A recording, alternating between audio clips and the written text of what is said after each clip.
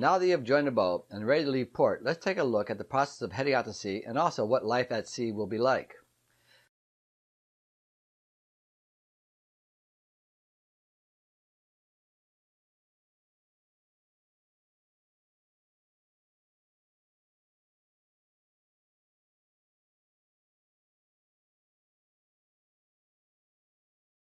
To get ready for departure, there are a few tasks for the crew to do.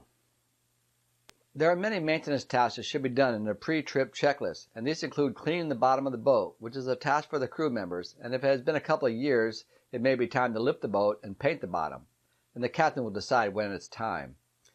Provisioning is stocking the boat with all the food that is needed for the passage, and we'll talk a little bit more of that in a later lecture. Other tasks may include servicing the winches and anchor windlass, which is what you pull the anchor up with.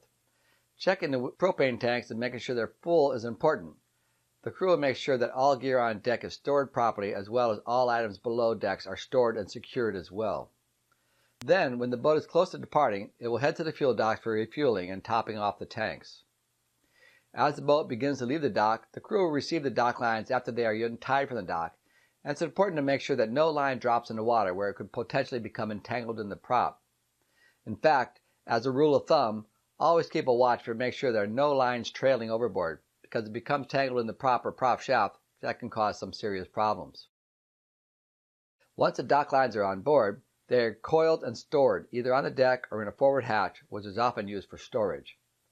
Then, crew members will take in the fenders and store them usually over the stern railings and secure them using a rolling hitch knot. After the boat has left the docks and motored out of the harbor, it's time to set sail. Generally, the helmsman will head towards the wind, and the crew will remove the sail covers by folding them back neatly along the top edge of the boom and store them below. Follow that by clipping the snap shackle to the top of the main sail, and be sure there is very little slack in the main halyard so it does not become entangled up in the rigging. Then wrap the halyard 3 times around the winch in a clockwise direction and pull it by hand until it becomes too difficult to pull up anymore. Then insert a winch handle and crank until tight. Then finish that off by securing the end of the cleat below the winch. The proper way to tie a line onto a cleat is to go once around both ends of the cleat, then across and over and back the other way.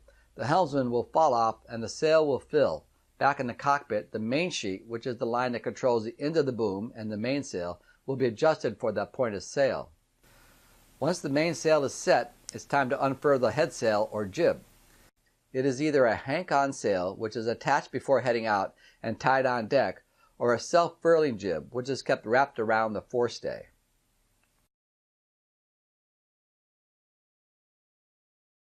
The headsail has 2 lines called sheets that are fed down starboard and port side and to the winches on either side. Depending on which tack you're on, the port or starboard, the jib sheet is wrapped around the winch 3 times and cleated off. Take care when working on these winches, as the force of the foresail sheets can be very strong. If orders are given to loosen the jib sheet, tension is kept on the sheet end with one hand while the other is against the 3 coils on the winch, slowly easing the tension while pushing the coils against the winch. Now you're sailing. Next up, life at sea.